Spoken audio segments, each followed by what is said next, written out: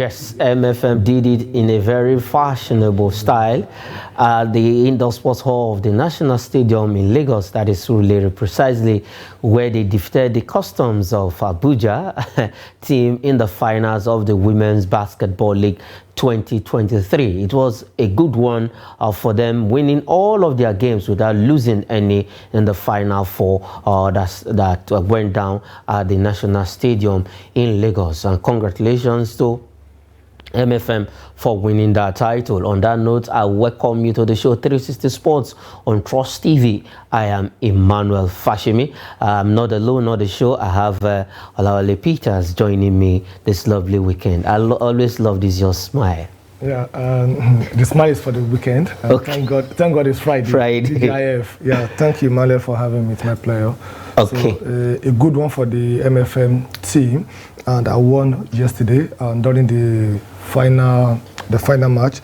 And I think they learned from what happened to them the last season, which they came very close to winning the title. They came second, but this time around they went back to the drawing board to see what happened to them, why they came that close without winning the competition. And if you look at the competition, if you look at the match between them and the Custom, it was a very tough one, 64-60. So that means it's just a 4-point difference. If you play basketball very well, you know that just a 3-point, a good rebound can cancel and make the difference. And I'm very happy also for the MFM management. This is going to be the first time they'll be winning a trophy to showcase what they've invested when it comes to sports in Nigeria. So a very good one for the team. A very good one for MFM right there in Lagos. They defeated the team from Abuja, the Customs ladies. And when it comes to basketball in Nigeria, you cannot take that. When it comes to all sports, in short,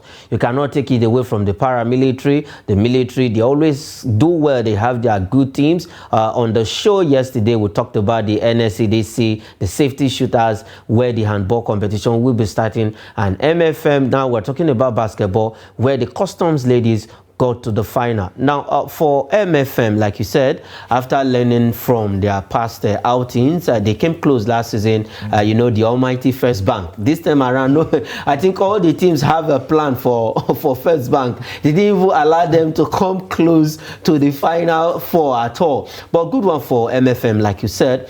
This is a league that was not up for 2 good years. Yes, yeah. And at the end of the day, we have the finals right there in Lagos, and MFM was able to scoop this away going forward. I love what the minister has done so far. He immediately assumed office. He also made mention of the MBBF crisis. So from now, what is the way forward? What should we do to get it right? Okay, and the way forward is for us to have people that have the interest of the sport at heart, not people that are going there for their own personal interest.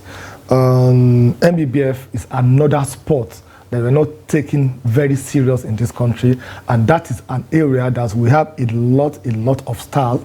We have a lot of people with interest that they have what it takes to do. Look at the Tigers and the Tigresses. Look at what they've done. They've conquered Africa. So the next phase for them is to conquer the world. And how can you do it? If your house is on fire, how will you be able to help? So what we need to do, what the minister needs to do, is to make sure that he brings everybody on board and let them realize and understand that this is service to the nation, not to an individual. So if you don't have interest, if you don't have what it takes to manage the association, you don't have business being there. And how can you do that? You have to bring in a policy, a process that can, one way or the other, eliminate those that will know that they are going there for caricature. That's true. That is the only way we can do it. If you don't have a process in place, if you don't have a policy that can eliminate those people from coming in. For example, you can look at it that, okay, if you have never participated in the game of basketball before, you cannot even be there to contest for any elective position. Okay, those who have the sports at heart should always be allowed to go in there and do what they need to do. And the thing is, if you look at it, MFM actually did well by playing all of their games and winning the final and making sure they scoop the 2023 trophy away. And I love what they did after learning from their past mistakes in the last time out, where they came close of winning it, but this time around they did emphatically well by beating the Custom ladies. Though it was a close one, 64-60, the final score right there at the National Stadium in Lagos. And you can also see the third place game. That is the third place game. Air Warriors defeated Bayelsa Blue Waves. For Bayelsa Blue Waves, fantastic team. First time in the Women's League. First time they got to the Final Four. A promising team. And I think the Bayelsa State, they are doing very well when it comes to sport activities in the country. Look at the Bayelsa Queen also. Look at what they are doing also. So I think what the management needs to do is to keep the team intact. Look at the area that they need to improve. 1-2 players needs to come in, give them the necessary exposure, the confidence, because they lack confidence also, coming in for the first time and looking at those that have done it before. I think they are a bit shaky during their last, second and third match. So what they need to do is to build confidence in them, to let them know that, come on, you are coming for the first time, you got this far, nothing stop you from getting further. Finals. They should just use the case of MFM as an example. Last year they came very close to winning it, but this time around they came, they conquered, and they won everybody. Flawless victory. They didn't lose any of the matches. So that shows that they can get the motivation from what the MFM team did. For me, I mean, very, very promising team that I can see that Nigeria has a future with the kind of player that we saw. Okay, with the kind of players in the Bayelsa Blue Waves, they are actually young.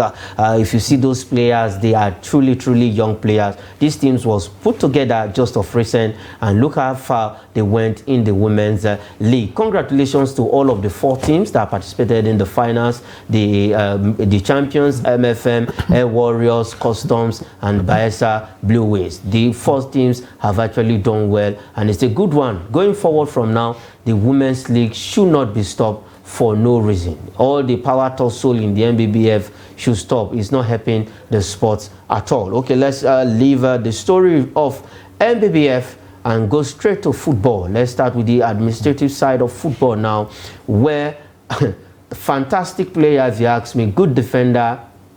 At least I have, I know her ever since with this team, with the Super Falcons, and for Onomebi, she said nobody can force her to retire from football. A lot of calls from various quarters. She's 40 years of age, have asked this fantastic player to retire from football. And now she has answered that by saying until her body tells her to stop playing, that is when she's going to stop. Okay, like you rightly said, a fantastic player and 40 years old currently. And that means she has a very good, let me say, body system for her to have been at this age and still involved in active football. And I think there is an issue we have in this country that we don't know when to leave when the ovation is at its loudest. That's the truth. I don't think there's anything that is left for her to achieve. Yeah, I'm not saying that she should be forced to retirement, but without getting to this point, we are talking about someone that has been with the Super Eagles for over, Super Falcons for over 20 years. We are talking about the first African player, either male or female, to have played and participated at the World Cup 6 consecutive times. 2 decades, 20 years. She was there in 2003. She was there 2007, 2011, 2015, 2019, and 2023. She has won the African Women Nations Cup 4 times, 2010, 2014, 2016, and 2018. 18. So what else does she want again? These are the type of players that we need to be at the back room, assistant coach, to start learning, to go for coaching courses, to see how they can take over from the so-called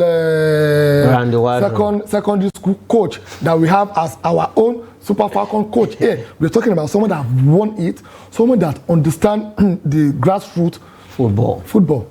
She was with Bayelsa United, from Bayelsa United to Omidiyana Babes. Yes, of course. Recently, she just signed for Nigeria Raiders of Abuja. So that shows that if you're talking about grassroots development, if you're talking about understanding the African football, if you're talking about even playing at the world stage, she has what it takes. So this is time for her to go and upskills herself to the coaching career. That is the best thing for her at 40 years old. And she says she's 40 years old. And we all know what happens when the footballer said I'm so age. I'm not saying she's above 40 years old.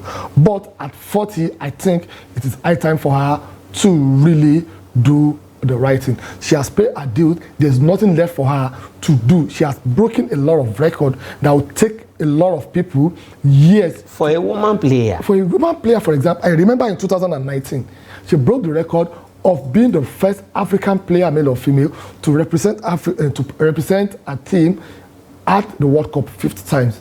Yes, and recent 4 years after, she did another one again. 40 years. 40 years. She waiting until she's 44 or 46, or injury forced her out completely, that she cannot even play or participate in the game of football, either as a coach or as a player again. I think she has done. She has paid her due. The best thing for her to go honorably and forever. Remember all what she has really done. When you see her at the center defense, you remember the likes of Okechukwu. Yes, the gentle giant. Uche Okafor. What they used to do. Austin Iguavon, Friday Elaho. Furo. What they used to do at the central defense, that's the same thing that she brought. She has brought in a lot of experience, but it's time for her to translate it into the coaching career, not continue playing football. Okay, and maybe it's time for you to use your wealth of experience to do the services of the pitch. You are not still going off the pitch completely. You just be at the sidelines dishing out the instruction. But good one for her, for a female player to be 40 years. She went to the World Cup. She broke that record, man or woman, to be at that age of going to the FIFA organizer tournament. Well, good one. She has said until it's time for her to quit, that is when she's quit. I think she's borrowing from Cristiano Ronaldo, who has also said until his body system tells him to stop, that is when he is going to stop. 38 years of age, Ronaldo still firing, still getting the goals. Okay, let's leave that story. Still staying in Nigeria, let's talk about this war now coming out from this man cannot stop talking, spitting fire. Coach Godwin Owa said the Super Eagles assistant coaches are not good enough. I don't know if you agree with Coach Godwin Owa. Yeah, I disagree with him. Okay. Why do I disagree with him? I think the problem is not the assistant coach. The problem we have is the coach. See, what we need to understand about assistant is you can give your advice. It can be taken or not. Not. It can be taken or noted. So, okay, I've had you. You have to advise me. I have to take the decision. So that is where the problem is. So saying that the assistant coaches are not good enough, are they the one that make the final decision? No. They're not the one that make the final decision. So why are you now putting the blame on them? I don't understand the reason why we normally look out for our own people and castigate them in one way or the other. So I'm not going to put blame on any of the assistant coaches that we have in the country. See, if there's a problem in the country and you have a president and vice president, who are you going to blame? Is it the president you're going to blame or the vice president you're going to blame? So the boss talk on the table of the coach, not the assistant coach. So as far as I'm concerned, I don't think the issue we have is the issue of the assistant coach are not good enough, except we are grooming them for to be the future coach of Super Eagles. But we've seen it doesn't work in this country. It doesn't work that way. We ask them to be a coach for 2, 3, 4, 5 years. When it's time for you to appoint a substantive coach, you go outside there and look for someone that has never, ever stepped his foot in this country before, and you tell them to come and manage us. That is not how it is done. So as far as I'm concerned, I totally disagree with him that the assistant coach, they are the problem. No, they are not the problem. The problem starts from the coach. Okay, the problem starts from the coach. Let's stay at home. Let's take this story quickly. Now we'll talk about the MPFL. Now the MPFL is trying to sanitize the league. They are doing all they can to see how our league can be better. Now they've warned all clubs never to go near the dressing room of referees. That's the changing room of referees. Now, MPFL organizers are coming hard on all of the teams. They want to get it right. Now they have barred all clubs not to go near, don't even smell where the referees are changing their wares or whatever, where they are having their own meeting. Out of band. Completely out of band. Okay, and I'm a bit surprised when I saw the news, when the news broke out. And this is something that they don't need to tell the team, the coaches or the team managers that they are not to go to the dressing room of a referee. If you have an issue during the match, you have the third or the fourth officiating match that you can lay your complaints to. If you have an issue after the first half, you can approach the referee where everybody is seeing you and lay your complaint. We've seen that in other European leagues, times to that number. If you have an issue, you go there, not to go and meet them. Are you going there to intimidate them or to threaten them, to let them know, want to greet them? You just finished first half, and you know you are at home. Our boys are waiting for you. If you lose this match, you're not leaving. Is that what they are going to do, or what? That is what they used to do. So if that is what they used to, I think it's totally. Then number two, what I think the organizer needs to look at is to look at how to have the dressing or the changing room of the referees far away from where the visiting team or the home teams they are. They should try as much as possible to have theirs different from where they are, because this is Nigeria. Yeah, you've said it now, it's on record that they shouldn't go there, but they'll still find a way to go there. But visitation. If you have a way to the blockage between where the visiting team and the home team, their changing room is, and where the referees, where their own changing rooms or where they have their own whatever commercial they want to have after the first half or before the match, is totally different, like 200 meters apart. So it's like those of us that went to a boarding house. You have female hostel and you have a male hostel. And where the female hostel are situated, if you are a male and you are going there, everybody will see you and you'll be like, oh, where are you going? What do you want to go and do in there? So I think we should have the same thing, that when you have that space in between the referee and the players' changing room, and you are going, everybody will see and look at, what are you going to do now? It's like, this is a male toilet and this is a female toilet. And you see a male toilet, a male going to a female toilet. Did you miss your way? So someone will call your attention to it. Then the security should be put on hold also. That at the beginning or during the match or during the halftime, you shouldn't allow anybody go to where they are. So it's not about them saying it. They have to put in a way to make it work. Okay, they have to put in action, a way to make it work, not just by saying it. And it's a good one. It's a welcome development to our league, as the league organizers are trying to sanitize the whole situation by telling all the clubs you are barred from changing rooms of the referee. Don't go there. If you are found wanting, then you should, as in you will face the penalty. It's a welcome development. We just want all of the clubs, all the 20 clubs in the MPFL to pay attention to this, to adhere to this this change, to adhere to this particular order strictly, so that we can have a very viable league. Our referees have been trying to up their games. They've been trying to do well, and these are some of the policies that can help the referee to also, that they can get FIFA call-ups for officiating games. CAF, look at this present AFCON. Big issue, big problem. We don't even have a referee going to the AFCON from Nigeria. I'm not blaming CAF. That's the truth. If you're in their position, will you really nominate or select any Nigerian referees with what we've seen them doing? But don't get me wrong. Not that we don't have the individual with the personality, with the character, and with the attitude that can go in there and do the right thing. We have a lot of them, but environment is not conducive enough for them. Let's take this one for an example. You are a referee from Lagos. You're going to refer a match in Kaduna, and you are going by road. You'll be tired. You'll be tired before you get there. And once you get there, before they even sort the issue of your accommodation, you have to be calling. God will help you. They will come to your head. If they didn't come to your head, it is the visiting, the home team that will make provision for your accommodation for the 2 or 3 days they're going to spend there. We're not talking about feeding. So all these things affected the Nigerian. When somebody wash your hand, you wash. You wash it back. So that is actually where the problem is the environment that is not conducive enough for them to bring out the best in them. But not all of them We saw Patient. We saw what she has done. She, even on her own, developed herself. She is a student of a doctorate degree, a female referee. So that means she's not waiting for what the government or what anybody will do for her.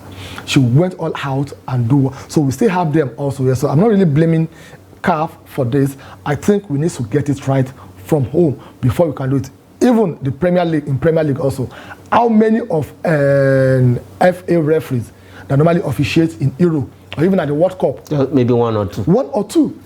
So that shows that it is not only an issue with Nigeria, the FIFA and the CAF, they know what they are looking into. We've seen times with that number, a lot of controversial decisions, even with the VAR. And someone will now come out later and they will tell you that, I'm sorry after you allow me to lose 3 points. So it is not all about, oh, there's a problem in Nigeria or whatever. Yes, we have our own issue, but I believe if you can do things right, we have a lot of good referees that can make Nigerian proud and that can represent us. Okay, we have a lot of good referees that can make Nigerian proud and represent us, and I love that move coming in from the MPFL by telling all the clubs to stay clear the referees changing rooms, and that is a good one. This is how to get it right. We are on the right track. By 2-3 years from now, the MPFL should be rated high above some leagues in Africa, and then we'll get some positions in the world rankings. Okay, let's leave that story and quickly look at some fixtures that will be coming up tonight in the European leagues. We have some fixtures. It is the coming back after the international break. The leagues have resumed. Also, MPFL will be up and running, but we will not have no fixtures for tonight. But let's look at these fixtures in the Italian Serie A, the German Bundesliga, and the French Ligue 1. Just three. We have Osasuna against Granada. We have Borussia Dortmund against Werder Bremen, and Le Havre against Lens. Let's look at this game of Borussia Dortmund against Werder Bremen in the German Bundesliga. This Borussia Dortmund has always do well when it comes to the German Bundesliga, but this time around one team is pulling weight, and I'm happy because I have my Nigerian brother in that team, Bayer Leverkusen. Okay, I think Borussia Dortmund, they represent the Arsenal of German league because they bottled in at the last minute. At the last minute. So last season it would have been their season to win the trophy, but they lost it. I hope they'll be able to wake up from their slumber. And to be honest with you, I see Borussia Dortmund as more of a business club. That's not really just like Ajax. Just like Ajax, they are not really a club that they are looking after titles day in, day out. If you start mentioning the number of stars they've sold out. Jude Bellingham, look at what he's doing currently now with Real Madrid. So it's from there. We have a lot of them. So I think the match will be very, very interesting and to watch. After the FIFA international break, everybody wants to come back and see what they can really do. Because to be honest with you, the international break is affecting most of the teams. Yes, because some of them, they are at the peak before the international break, and during the international break you have 1, 2 or 3 players fatigue or they have injury which will affect the team. I'm sure it's because of the Euro 2024 qualifier that they are yet to conclude is the reason why we're having about 3 or 4 FIFA international break between September up to December. We don't used to have it like this before, but that's the way they design the calendar. So I'm giving it to Borussia Dortmund to really win the match tonight. The best Werder Bremen can get from them is probably a draw. Okay, the best Werder Bremen can get in that match is probably a draw. In the La Liga, we have Osasuna against Granada, and then in French Ligue 1, Le Havre against Lens. Okay, that is. Let's quickly take these 2 transfer stories on the show. Let's begin with this one. It concerns Jose Mourinho. This man is back to the news. Jose Mourinho set for Real Madrid return. He's in place to replace Don Carlo. Eventually, Don Carlo will be going to the Samba Boys of Brazil as their coach, and Jose Mourinho has been put on, in fact, on that radar to take over, going back to Real Madrid, where he had a very 100% record in the La Liga, where they won that title with 100 points during his time there. Okay, Jose Mourinho currently 60 years old. I don't think the best thing for him to do is to go to Real Madrid. If you look at the current squad of Real Madrid, the average age is between 20 to 21 years old. And Mourinho is not known to be a coach that understands the modern day football. He's still playing his olden days style defense. of being defensive minded, and that is not what Real Madrid wants to see. I don't see him going there also. Okay, so I know his contract at Roma is coming to an end in the next few months, and there's no certainty that they're going to renew it. So definitely he's looking for a club. Also, there's a news that Al Hilal also of Saudi League. Yeah, they are looking for him, and they want to even pay him as high as 50 million pounds euro in a year. In a year, and they've attracted a lot of players. Now it's time for them to attract a good coach, a coach that likes to be in the news all the time. Someone like Jose Mourinho going to Saudi League, you see a lot of things that will be coming out of there. So I don't really see him going to Real Madrid, and I don't think it's the best for Real Madrid to have a coach like him to manage the style that they have currently right now. I don't see them gelling together. And also, we have this saying in Nigeria that it's not always good for you to go back to your ex.